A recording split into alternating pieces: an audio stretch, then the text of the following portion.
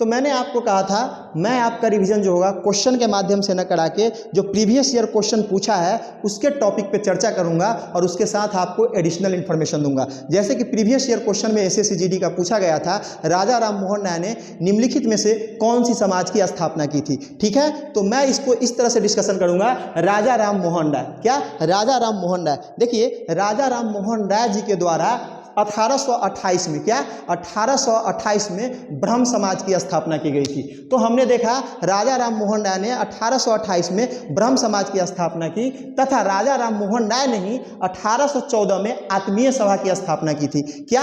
1814 में आत्मीय सभा की स्थापना की थी। एक और प्रश्न जो यहाँ से बनने की संभावना है, राजा राम मोहन राय को राजा की उपाधि किसने प्रदान की थी? तो राजा राम मोहन राय को राजा की उपाधि जो थी मुगल सम्राट अकबर द्वितीय, कौन? मुगल सम्राट अकबर द्वितीय ने राजा राम मोहन राय को राजा की उपाधि प्रदान की थी। देखिए, अब देखिए, उपाधि प्रदान करने के साथ ही राजा राम मोहन राय को अकबर द्वितीय ने अपना दूत बना के लंदन भेजा था। यानी क्वेश्चन बनने की संभावना है, जो राजा राम मोहन राय को दूत बना के निम्नलिखित में से किस राजा ने लंदन भेजा था? तो वह राजा था अकबर द्वितीय। देखिए, राजा राम मोहन राय लंदन जाते हैं और इनकी मृत्यु लंदन के ही ब्रिस्बेन में हो जाती है। ठीक है, तो देखिए, राजा राम मोहन राय से जितने भी संबंधित प्रश्न थे उसको हमने डिस्कस किया।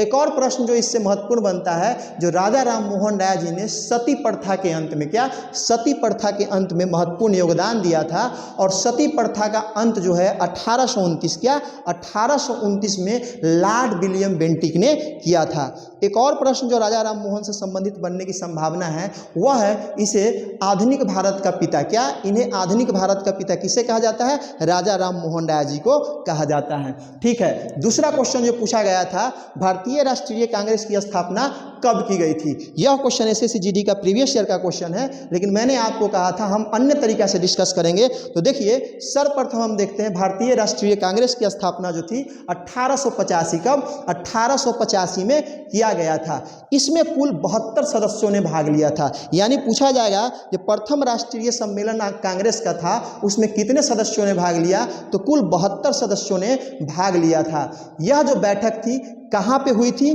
तो यह प्रथम बैठक जो कांग्रेस का हुआ था मुंबई में हुआ था। कहाँ पे हुआ था? मुंबई में हुआ था। नेक्स्ट क्वेश्चन जो इससे बनने की संभावना है, कांग्रेस का जब गठन किया गया, कांग्रेस का जब गठन किया गया तो भारत का वायसराय कौन था? तो तब भारत का वायसराय लॉर्ड डफरिन था। कौन था? लॉर्ड डफरिन था। नेक्स्ट प्रश्न जो इससे बनने की संभावना है, आपको यह बनने की संभावना है, जो भारतीय राष्ट्रीय कांग्रेस का गठन किसने किया था? तो यह एक ब्रिटिश पक्षी वैज्ञानिक, कौन? ब्रिटिश पक्षी वैज्ञानिक जो थे, इन्होंने क्या किया था? भारतीय राष्ट्रीय कांग्रेस की स्थापना किया था।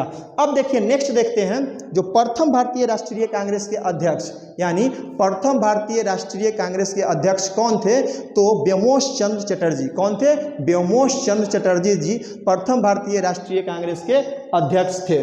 अब देखिए, हम दो चीज़ और डिस्कस करेंगे जो उसमें बहुत ही महत्वपूर्ण है। भारतीय राष्ट्रीय कांग्रेस की प्रथम महिला अध्यक्ष, क्या प्रथम महिला अध्यक्ष कौन थी? तो भारतीय राष्ट्रीय कांग्रेस की प्रथम महिला अध्यक्ष जो थी एनी बेसेंट थी। कौन थी? एनी बेसेंट थी। और दूसरे तरफ से अगर क्वेश्चन पूछा जाए तो भारतीय राष्ट्रीय कांग्रेस की प्रथम भारतीय महिला अध्यक्ष कौन थी? तो जी हाँ, यह सरोजिनी नायडू थी। और एक महत्वपूर्ण क्वेश्चन बनने की संभावना है भारतीय राष्ट्रीय कांग्रेस से, वह यह है कि किस मात्र एक अधिवेशन में, क्या किस मात्र एक अधिवेशन में महात्मा गांधी ने भाग लिया था? तो जी हाँ, 1924 के कर्नाटक के बेलगांव अधिवेशन, क्या 1924 के कर्नाटका के बेलगांव अधिवेशन में महात्मा गांधी ने क्या किया था? राष्ट्रीय कांग्रेस के अधिवेशन में भाग लिया था। देखिए, यह जो सीरीज मैं आपके लिए लाया हूं यह बहुत ही उपयोगी होगा आगामी सभी एग्जाम के लिए, तो इसे कृपया ध्यानपूर्वक सुने और लिखने का प्रयास न करें। एक से दो बार जब आप वीडियो को सुनिएगा तो MCQ के माध्यम से आप सारे प्रश्नों को हल करके चले जाइएगा। अब देखिए, हमने सारा का सारा जो संभावित प्रश्न बनने वाला था भारतीय राष्ट्रीय कांग्रेस से, उसको हमने क्या किया? डिस्कस कर लिया। अब देखिए, नेक्स्ट जो प्रश्न पूछा गया था, बंगाल विभाजन के समय भारत का वायसराय कौन था? जी, तो बंगाल विभाजन के समय भारत का वायसराय जो था कौन था? लॉर्ड कर्जन था। कौन था? लॉर्ड कर्जन था। अब हम इससे एडिशनल इंफॉर्मेशन को देखते हैं। तो बंगाल विभाजन जो था कब किया गया था? 1905 में किया गया था। बंगाल विभाजन 1905 में किया गया था। और देखिए, जो बंगाल विभाजन 1905 में किया गया था तो उस समय एक मूवमेंट चला, उस मूवमेंट को कहते हैं स्वदेशी आंदोलन। क्या? बंगाल विभाजन में एक मूवमेंट चला, उसे क्या कहते हैं? स्वदेशी आंदोलन कहते हैं। और इस स्वदेशी आंदोलन का बंगाल में जो प्रवर्तक थे कौन थे? हमारे रविंद्रनाथ टैगोर जी थे। यानी कि प्रश्न पूछा जाए बंगाल विभाजन में चलने वाला एक अन्य मूवमेंट क्या था, तो वह स्वदेशी आंदोलन था। और स्वदेशी आंदोलन के प्रवर्तक कौन थे? तो स्वदेशी आंदोलन के प्रवर्तक कौन थे? रविंद्रनाथ टैगोर जी थे। अब देखिए, हम इससे संबंधित और एडिशनल इंफॉर्मेशन पे चर्चा करेंगे, जैसे कि रविंद्रनाथ टैगोर के ऊपर। तो रविंद्रनाथ टैगोर को गुरु की उपाधि, क्या? रविंद्रनाथ टैगोर को गुरु की उपाधि महात्मा गांधी ने दिया था। किन्होंने दिया था? महात्मा गांधी ने दिया था। तथा रविंद्रनाथ टैगोर ने महात्मा की उपाधि महात्मा गांधी को दिया था। यानी कि दो प्रकार से प्रश्न बनेगा, जो रविंद्रनाथ टैगोर को गुरु की उपाधि किसने दी? तो महात्मा गांधी ने दिया था, परंतु महात्मा गांधी को महात्मा की उपाधि रविंद्रनाथ टैगोर ने दिया था। एक और अन्य प्रश्न बनने की संभावना है रविंद्रनाथ टैगोर जी से, उनकी कृति, महान कृति गीतांजलि, यानी गीतांजलि को किन्होंने लिखा था? तो रविंद्रनाथ टैगोर ने गीतांजलि को लिखा था। और इस कृति के लिए, गीतांजलि कृति के लिए ही 1913 में, क्या? जी हाँ, 1913 में नोबेल समिति के द्वारा साहित्य के क्षेत्र में रविंद्रनाथ टैगोर को नोबेल प्राइज दिया गया था। यानी कि किस कृति के लिए रविंद्रनाथ टैगोर को नोबेल प्राइज दिया गया था और किस क्षेत्र में? तो क्षेत्र था साहित्य और कृति थी क्या? गीतांजलि। अब देखिए, यहाँ पे एक और एडिशनल इंफॉर्मेशन पे हम चर्चा करेंगे। हमने क्या देखा? Nobel prize. तो देखिए, नोबेल प्राइज जो है अल्फ्रेड नोबल, क्या हमने बताया? अल्फ्रेड नोबल की याद में 1901 में स्थापित किया गया था। क्या? नोबेल प्राइज जो है अल्फ्रेड नोबल के याद में 1901 में स्थापित किया गया था। और अल्फ्रेड नोबल ही थे, अल्फ्रेड नोबल ने ही डायनामाइट का क्या किया था? आविष्कार किया था। तो हमने देखा नोबेल प्राइज की स्थापना 1901 में अल्फ्रेड नोबल के द्वारा किया जाता है। और अल्फ्रेड नोबल ने ही किसकी स्थापना की थी? डायनामाइट की स्थापना की थी। देखिए, पहले तो उन्होंने दुनिया को भयंकर त्रासदी के लिए डायनामाइट दे दिया, और फिर उससे जब उन्होंने पछतावा हुआ तो दुनिया के शांति के लिए एक ऐसा ऑर्गेनाइजेशन का गठन किया जिसे क्या कहते हैं? नोबेल पीस प्राइज ऑर्गेनाइजेशन कहते हैं। अब देखिए, नोबेल जो कमेटी है वह पहले 5 क्षेत्र में प्राइज देती थी। कौन से क्षेत्र में? 5 क्षेत्र में प्राइज देती थी। और 6वां क्षेत्र जो है अर्थशास्त्र, क्या? अर्थशास्त्र। आप लोगों से प्रश्न है, निम्नलिखित में से वह कौन सा 5 क्षेत्र है जिसमें नोबेल कमेटी प्राइज देती है? मैं आप लोगों से अनुरोध करता हूं जरूर कमेंट बॉक्स में उस 5 क्षेत्र का नाम लिखें। अब मैं आपको 6वां क्षेत्र बताने जा रहा हूं। जो 6वां क्षेत्र जो है 1968 में अर्थशास्त्र के क्षेत्र में दिया जाना शुरू किया गया। यानी कि कुल मिलाकर देखते हैं, जो नोबेल प्राइज जो है टोटल 6 क्षेत्र में वर्तमान में दिया जाता है। अब देखिए, एक और चीज़ जो था बीच में हम लोग डिस्कस करेंगे, रविंद्रनाथ टैगोर की ही कृति थी क्या? अमर सोनार बांग्ला। क्या? अमर सोनार बांग्ला, जो वर्तमान में किसका? बांग्लादेश का राष्ट्रीय गीत है। इन्हें भी रविंद्रनाथ टैगोर ने ही लिखा था। अब देखिए, स्वदेशी आंदोलन जो बंगाल विभाजन के समय हुआ था, उस समय अविंद्रनाथ टैगोर, कौन थे? अविंद्रनाथ टैगोर जी थे। उन्होंने चित्रकारी के क्षेत्र में, क्या? चित्रकारी के क्षेत्र में बहुत ही महत्वपूर्ण योगदान दिया था। अब एक और नाम के बारे में हम यहाँ पे डिस्कस करेंगे। जैसे कि प्रश्न पूछा गया था, आनंद मठ किनकी कृति है? आनंद मठ किनके द्वारा लिखा गया है? प्रीवियस ईयर एसएससी जीडी का क्वेश्चन है। कोई भी क्वेश्चन मैं बाहर से नहीं आपको बता रहा हूँ, बस बाहर से मैं एडिशनल इन्फॉर्मेशन को ऐड कर रहा हूँ ताकि जो आगामी एग्जाम में कुछ क्वेश्चन बनने की संभावना है इससे बन सके। तो देखिए, आनंद मठ जो है किनकी कृति थी? तो आनंद मठ जो है बंकिम चंद्र चटर्जी, किनकी? बंकिम चंद्र चटर्जी जी की कृति है। और इसी आनंद मठ में उन्होंने सन्यासी विद्रोह, कौन सा विद्रोह? सन्यासी विद्रोह का उल्लेख किया था। और देखिए, एक और महत्वपूर्ण चीज जो यहाँ से याद करने वाली है, जो इसी आनंद मठ में उन्होंने वंदे मातरम, क्या? वंदे मातरम जो हमारा राष्ट्रीय गीत है, इसका भी उल्लेख किया था। अब देखिए नेक्स्ट आते हैं हम मौलिक अधिकार के ऊपर। तो पूछा गया था मौलिक अधिकार को निम्नलिखित में से किस देश से लिया गया है। ऑप्शन 4 रहेंगे, ठीक है। तो हम मौलिक अधिकार के ऊपर चर्चा करते हैं। मौलिक अधिकार जो है अमेरिका से लिया गया है। कहाँ से लिया गया है? अमेरिका से लिया गया है। और यह जो है भारत के संविधान के भाग 3, कितने? भाग 3 में 12 से 35 में है। कितने में है? 12 से 35 में है। और यह जो मूल अधिकार है वह क्या है? परिवर्तनीयता है। यानी कि कहने का मतलब हुआ अगर मूल अधिकार का हनन होता है या उल्लंघन होता है तो आप अनुच्छेद 32, क्या? अनुच्छेद 32 के तहत सीधे सुप्रीम कोर्ट जा सकते हैं और सुप्रीम कोर्ट जो है 5 प्रकार का रीट जारी करेगा। तो हमने फंडामेंटल राइट्स से जो जितने भी प्रश्न बनने वाले थे उसके ऊपर डिस्कस किया, जैसे कि फंडामेंटल राइट्स को किस देश से लिया गया है, भारत के संविधान के किस भाग में है, किस से किस अनुच्छेद में है, फंडामेंटल राइट जो है क्या अबाध योग्य है या बाध योग्य है, क्या फंडामेंटल राइट के उल्लंघन होने पर हम सुप्रीम कोर्ट जाते हैं और किस अनुच्छेद के तहत जाते हैं।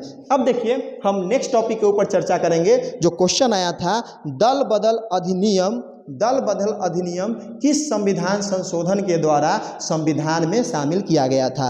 तो जो दल बदल अधिनियम था 52वां संविधान संशोधन 1985, क्या?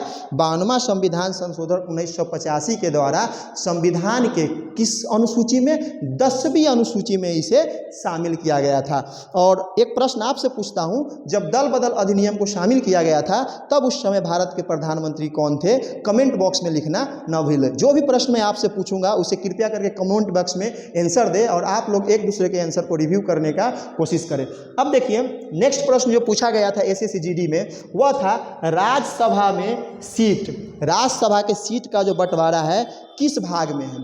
तो राज्यसभा के सीट का बंटवारा जो है संविधान के भाग 4 में उल्लेखित किया गया है। कितने में? भाग 4 में उल्लेखित किया गया है। इसके साथ साथ कुछ और चीज़ों को हम डिस्कस कर लेंगे, जैसे कि पंचायती राज व्यवस्था। कौन व्यवस्था? पंचायती राज व्यवस्था जो है 73वें संविधान संशोधन 1992 के तहत, कितना? 73वें संविधान संशोधन 1992 के तहत इसे भाग कितना? भाग 11 में शामिल किया गया है तथा 74वें संविधान संशोधन के द्वारा क्या? नगर पालिका को भाग 12 में शामिल किया गया है। तो हमने भाग 4 में देखा क्या था, भाग 11 को देखा, भाग 12 को देखा। अब देखिए नेक्स्ट प्रश्न जो पूछा गया था, केंद्र शासित प्रदेश से निम्नलिखित में से कौन सा भाग संबंधित है। तो केंद्र संबंधित जो राज्य है उस पे प्रशासन से भाग कौन सा संबंधित था। तो जी भाग 8, कितना? भाग 8 जो था इससे संबंधित था। नेक्स्ट प्रश्न जो एक पूछा गया था वह प्रश्न था संविधान संशोधन जो है भाग किस में है। तो संविधान संशोधन जो है भाग किस में है? 20 में है। किस में है? भाग 20 में है। और एक चीज़ इसमें याद करने की ज़रूरत है, अनुच्छेद 365, क्या? अनुच्छेद 365 के तहत भारतीय संविधान में क्या किया जाता है? संशोधन किया जाता है। अब देखते हैं हम नेक्स्ट प्रश्न की तरफ बढ़ते हैं। तो हमने संविधान संशोधन वाला भाग को देख लिया था, 365 अनुच्छेद देख लिया था। एक और क्वेश्चन जो पूछा गया था पॉलिटी से हुआ क्वेश्चन था, मुख्य चुनाव आयुक्त का कार्यकाल कितना होता है। तो जो मुख्य चुनाव आयुक्त होते हैं भारत के उनका कार्यकाल 6 वर्ष, क्या? 6 वर्ष, और उम्र जो होता है 65 साल। यानी कि 65 साल और 6 वर्ष दोनों में से किसी एक को पूरा कर लेंगे तो उनका क्या कर दिया जाएगा? उनका कार्यकाल समाप्त हो जाएगा। एक वर्तमान में प्रश्न पूछने की जो संभावना बनती है, जो वर्तमान में भारत के मुख्य चुनाव आयुक्त कौन है। तो जी राजीव कुमार जी है। कौन है? राजीव कुमार जी हैं। अब देखिए हम आगे बढ़ते हैं। देखिए हमने जो सीरीज शुरू किया है इसमें हम आपको करेंट अफेयर के ऊपर भी डिस्कशन करेंगे, उसके लिए हम अलग से वीडियो बनाएंगे। तो अगर आप लोग करेंट अफेयर के ऊपर वीडियो चाहते हैं तो कमेंट बॉक्स में आप ज़रूर लिखें, मैं उसके ऊपर विचार करूंगा। ठीक है, हम आगे देखते हैं अब मौलिक कर्तव्य। देखिए मौलिक कर्तव्य जो है किस भाग में है। तो मौलिक कर्तव्य जो है संविधान के भाग 4 में है। क्या है? मौलिक कर्तव्य जो है संविधान के भाग 4 में है। और प्रश्न इससे पूछा गया था जब मौलिक कर्तव्य को किस देश से लिया गया था, तो मौलिक कर्तव्य को रूस से, किसे? रूस से लिया गया है। वर्तमान में हम जानते हैं जो यूरोप में रूस और यूक्रेन के बीच में क्या छिड़ा हुआ है? तनाव और युद्ध छिड़ा हुआ है। तो आप लोगों से प्रश्न बनता है रूस की राजधानी कहाँ है और दूसरा यूक्रेन की राजधानी कहाँ है, और रूस के राष्ट्रपति, क्या रूस के राष्ट्रपति का नाम क्या है और यूक्रेन के राष्ट्रपति का नाम क्या है? इन प्रश्नों का उत्तर कृपया आप कमेंट बॉक्स में जरूर कीजिएगा। ठीक है, फिर हम देखते हैं जो मौलिक कर्तव्य जो है भाग 4 में है और अनुच्छेद 51 के ए में इसका वर्णन किया गया है। हम देखते हैं वर्तमान में कुल 11 मौलिक कर्तव्य हैं। कितने? 11 मौलिक कर्तव्य हैं। लेकिन अगर मूल मौलिक कर्तव्य कितना था, इससे प्रश्न पूछा जाए तो मूल मौलिक कर्तव्य टोटल था 10। कितना था? 10। एक और महत्वपूर्ण प्रश्न इससे बनता है जो मौलिक कर्तव्यों को भारतीय संविधान में किस समिति की अनुशंसा पे लागू किया गया था? जी आपने सही सुना, तो सरदार स्वर्ण सिंह समिति, क्या? सरदार स्वर्ण सिंह समिति के अनुशंसा पर मौलिक कर्तव्य को भारतीय संविधान में लागू किया गया था। अब देखिए एक और प्रश्न जो है प्रीवियस ईयर क्वेश्चन का था, वह प्रश्न है आपातकाल की घोषणा। क्या? आपातकाल की घोषणा कौन करता है? तो हम जानते हैं आपातकाल की घोषणा जो है हमारे माननीय राष्ट्रपति जी करते हैं। और वर्तमान में भारत के जो 15वें राष्ट्रपति है वह द्रौपदी मुर्मू है। कौन है? द्रौपदी मुर्मू है। और प्रथम आदिवासी महिला है जो भारत की राष्ट्रपति बनी है। आप लोगों के लिए एक प्रश्न है, जो वर्तमान में भारत के जो उपराष्ट्रपति है उनका कितना कर्म है और वे किस क्षेत्र से आते हैं और उनका नाम क्या है? जो भी मैं प्रश्न पूछ रहा हूँ आपसे आगामी एग्जाम के लिए बहुत महत्वपूर्ण है, तो आप जरूर इस पर कमेंट करें। अब हमने क्या देखा, राष्ट्रपति जो है आपातकाल की घोषणा करते हैं और इससे एक प्रश्न बनने की संभावना है कि किस अनुच्छेद के तहत, क्या किस अनुच्छेद के तहत राष्ट्रपति जो है घोषणा करते हैं? तो अनुच्छेद 352, क्या अनुच्छेद 352 के तहत राष्ट्रपति जो है आपातकाल की घोषणा करते हैं। अब देखिए मैंने क्या कहा था, जो भी प्रश्न बना है उस पर तो हम चर्चा कर ही रहे हैं, इसके साथ साथ मैं आपका रिवीजन इस प्रकार से कराऊंगा जो कि एडिशनल इंफॉर्मेशन भी आप तक पहुंच सके। ठीक है, तो देखिए हम लोग क्या देखते हैं, अनुच्छेद 123 यह राष्ट्रपति के शक्ति से ही संबंधित है। तो अनुच्छेद 123 जो है अध्यादेश से संबंधित है। प्रश्न पूछा जाएगा कि किस अनुच्छेद के तहत राष्ट्रपति जो है अध्यादेश जारी करते हैं? तो अनुच्छेद 123 है। और एक प्रश्न जो बहुत ही महत्वपूर्ण है वह है प्रश्न आपका जो किस अनुच्छेद के तहत राष्ट्रपति पर महाभियोग लगाया जाता है? तो अनुच्छेद 61। कितना? अनुच्छेद 61 में महाभियोग के बारे में उल्लेख किया गया है। नेक्स्ट जो अनुच्छेद राष्ट्रपति से ही संबंधित है वह देखिएगा अनुच्छेद 108। यह जो अनुच्छेद है 108 यह लोकसभा और राज्यसभा का संयुक्त प्रावधान, संयुक्त बैठक का प्रावधान करता है। देखिए जब कभी भी, देखिए यह क्लास जो है शॉर्ट ओरिएंटेड है, इस पे ज़्यादा डिस्कस नहीं कर सकते हैं। जब भी लोकसभा और राज्यसभा में गतिरोध पैदा हो जाएगा, क्या किसी भी मतांतर को लेकर गतिरोध पैदा हो जाएगा, तो राष्ट्रपति जो है अनुच्छेद 108 के तहत संयुक्त बैठक का प्रावधान कर सकते हैं। क्यों कर सकते हैं राष्ट्रपति? क्योंकि देखिए भारत का प्रथम नागरिक कौन है? राष्ट्रपति ही है। कौन है? राष्ट्रपति ही है। और इसके साथ साथ एक और प्रश्न जो महत्वपूर्ण बनने की संभावना है, संसद जो है किन से मिलके बनता है? तो हमारा संसद जो है राष्ट्रपति, राज्यसभा और लोकसभा। क्या मैंने आपको बताया? हमारा संसद जो है राष्ट्रपति, लोकसभा और राज्यसभा तीनों को मिला के भारतीय संसद का क्या हुआ है? निर्माण हुआ है। अतः आप कंफ्यूज ना हो जो राष्ट्रपति संसद के अभिन्न भाग नहीं है। जी बिल्कुल, राष्ट्रपति संसद के अभिन्न भाग है। अब हम क्या देखते हैं, हमने 123 का डिस्कशन किया, 108 का डिस्कशन किया। अब जो है हम डिस्कशन कर रहे हैं अनुच्छेद 111। क्या?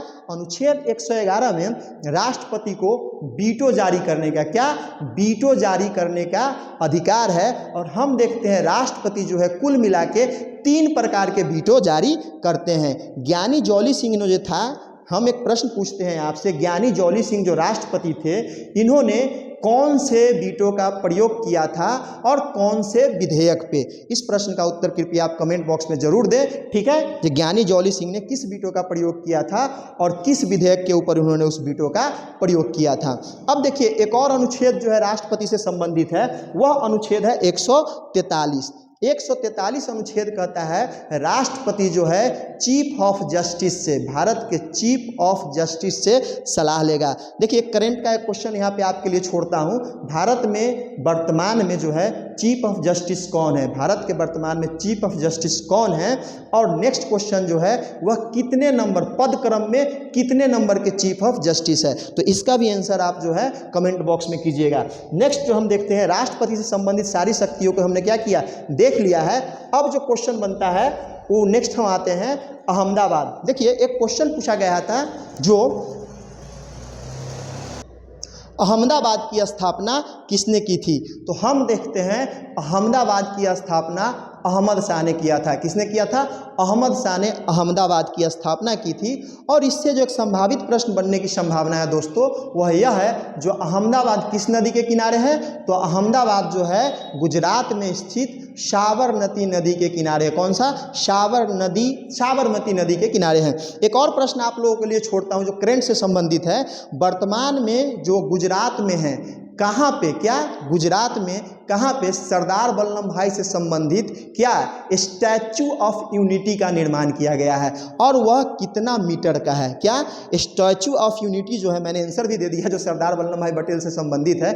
आपको कमेंट में जवाब देना है जो गुजरात के किस जिले में है, किस नदी के किनारे है और इनकी कुल मिला के लंबाई कितनी है और इसके मूर्ति के निर्माणकर्ता कौन है। और एक प्रश्न आपसे पूछता हूँ, जो इन्होंने कौन कौन से भारतीय देशी रियासत था जिनका विलय किया था भारत में? जैसे कि कश्मीर, जूनागढ़ और हैदराबाद का विलय इन्होंने किया था। तो आपको माध्यम बताना है कि किस माध्यम से सरदार वल्लभ भाई पटेल ने इन रियासतों का विलय भारत में किया था। ठीक है,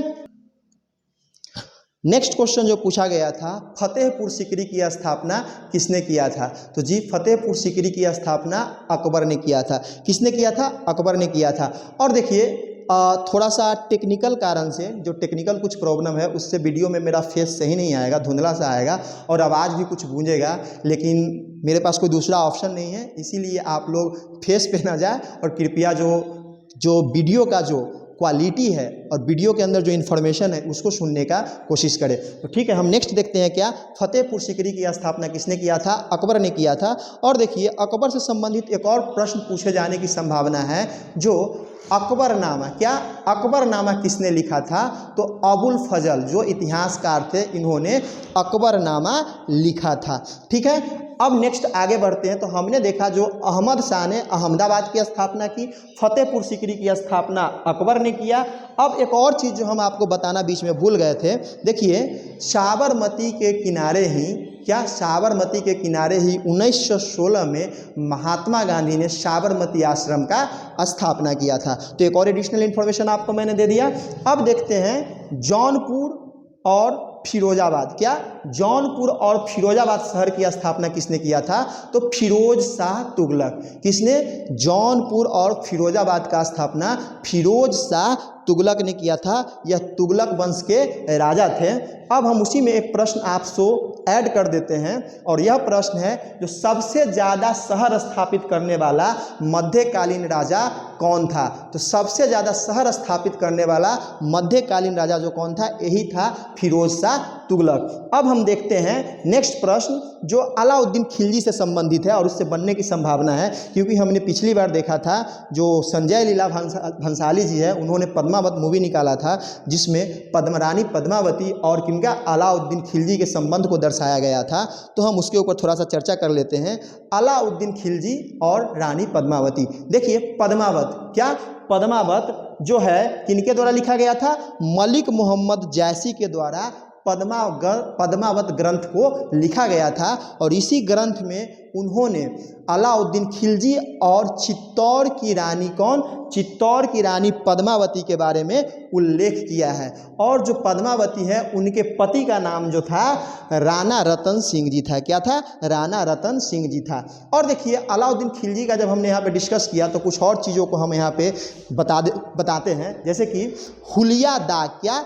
हुलिया दाग, घोड़ों की दागने की प्रथा। क्या? हुलिया दाग और घोड़ों की दागने की प्रथा, बाजार नियंत्रण प्रणाली। क्या? बाजार नियंत्रण प्रणाली जैसी चीज़ों की स्थापना किसने की थी? अलाउद्दीन खिलजी ने की थी। इसके साथ देखिए कुछ चीज़ों का निर्माण अलाउद्दीन खिलजी ने करवाया था, जैसे कि हौज खास। क्या? हौज खास, सीरी का किला, अलाई मीनार और अलई दरवाज़ा। क्या? सीरी का किला, अलई दरवाज़ा और क्या? अलई मीनार और हौज खास का निर्माण किसने करवाया था? किसने करवाया था? अलाउद्दीन खिलजी ने करवाया था। इसमें देखिएगा जो इस्लाम का अनोखा या यूनिक कला किसे माना जाता है? तो अलई दरवाज़ा को माना जाता है, जिसमें घोड़े की आकार की नाल वाली चीज़ का क्या किया गया है? प्रयोग किया गया है। और देखिए जितना भी मैंने डिस्कस किया, हौज खास, सीरी का किला, अलई दरवाज़ा और क्या? अलई मीनार, यह कहाँ पे स्थित है? तो यह दिल्ली में स्थित है। अब देखिए नेक्स्ट मैंने जैसे कि फतेहपुर, अहमदाबाद और अलाउद्दीन खिलजी से संबंधित चीज़ों को डिस्कस किया। अब हम देखते हैं कुछ चीज़ों के ऊपर जो डिस्कशन करते हैं। पृथ्वीराज चौहान। क्या? पृथ्वीराज चौहान। देखिए पृथ्वीराज चौहान वंश के जो पृथ्वीराज चौहान तृतीय थे, इन्हें ही पृथ्वीराज चौहान कहा जाता है। और जो था एक ग्रंथ जो बहुत ही प्रसिद्ध है, जिसमें चौहान वंश के हिस्ट्री का उल्लेख किया गया है, उस ग्रंथ का क्या नाम है? पृथ्वीराज रासो। क्या? पृथ्वीराज रासो, जिसे चंद्रबरदाई ने लिखा है। और इसी ग्रंथ में राजपूतों की उत्पत्ति, क्या? राजपूतों की उत्पत्ति अग्निकुंड से हुई है, इसका वर्णन किन्होंने किया है? चंद्रबरदाई ने किया है। अब देखिए जो कुछ प्रमुख युद्ध था जिसे पृथ्वीराज चौहान जी ने लड़ा था, वह था तराइन का प्रथम युद्ध। क्या? तराइन का प्रथम युद्ध, जो 1191 में मोहम्मद गोरी और पृथ्वीराज चौहान के बीच में होता है, जिसमें मोहम्मद गोरी की क्या होती है? हार होती है। पुनः तराइन का द्वितीय युद्ध। क्या? पुनः तराइन का द्वितीय युद्ध जो होता है 1192। क्या? 1192 में होता है, जिसमें मोहम्मद गोरी की जीत होती है और पृथ्वीराज चौहान की हार होती है। अब देखिए इसी क्रम में जब हम युद्ध का डिस्कशन कर रहे हैं तो एक और युद्ध जो है महत्वपूर्ण है, जैसे कि चंदावर का युद्ध। क्या? चंदावर का युद्ध हम क्या देखते हैं? 1194 में चंदावर का युद्ध जो है पृथ्वीराज चौहान के ससुर। क्या? पृथ्वीराज चौहान के ससुर जयचंद। क्या? जयचंद, इनकी ही पुत्री थी संयोगिता, जिनका अपहरण किन्होंने किया था? पृथ्वीराज चौहान ने किया था। तो हम क्या देखते हैं? चंदावर का युद्ध जो है जयचंद और किसके बीच में? मोहम्मद गोरी के बीच में होता है। तो कुल मिला के हमने आज इतने क्वेश्चन जो थे, कुल मिला के 30-35 क्वेश्चन था, लेकिन इसके साथ में काफ़ी सारा एडिशनल इन्फॉर्मेशन का हमने चर्चा किया आपको यहाँ पे। और जैसे कि कुछ चीज़ें के ऊपर हम चर्चा कंटिन्यू करेंगे नेक्स्ट क्लास में, जो यह सीरीज है कंटिन्यू चलेगा। धन्यवाद।